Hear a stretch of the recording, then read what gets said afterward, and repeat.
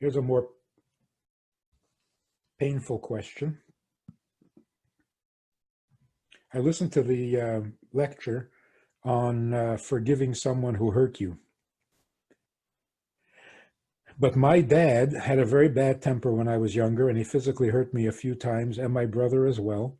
Thank God he's not like that at all anymore. But I can't seem to forgive or forget what he did, and it is holding me back from loving him as much as I want to.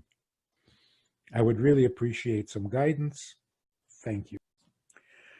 How interesting that in every good question, there is the seed of the answer.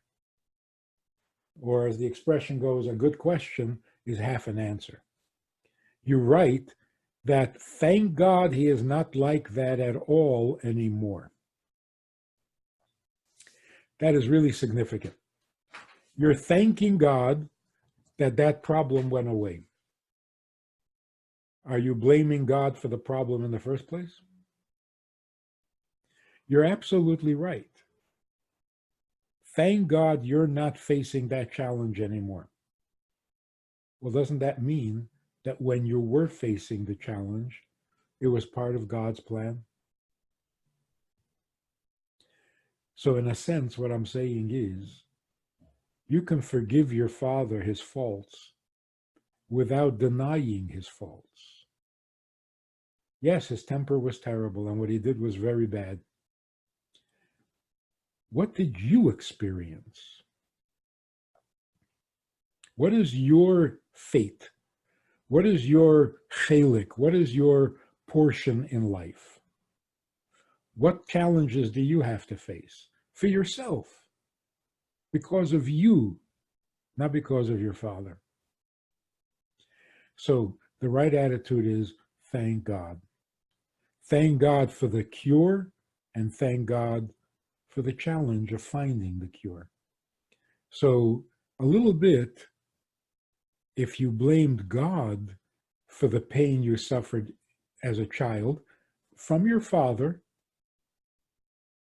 but you got to blame God, just as you thank God that your father has changed and is not challenging you that way anymore.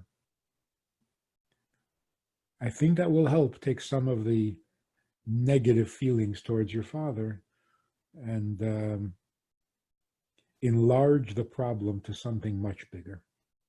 It wasn't just him and you. There was something bigger going on. Interesting that Yitzchak was never angry at his father for taking him to the Akedah. Isn't that surprising? Because it was so clear to Yitzchak, this is not my father's plan. This is not my father's doing. This is God's doing. So I have to ask myself, what is God trying to tell me? And it turns out that by being raised up onto the altar, Yitzchak achieved a level of holiness that Avraham did not have. Which is why in a time of famine, Avraham was allowed to leave the Holy Land and go down to Egypt. But Yitzchak, even in a time of famine, was not allowed to leave the Holy Land.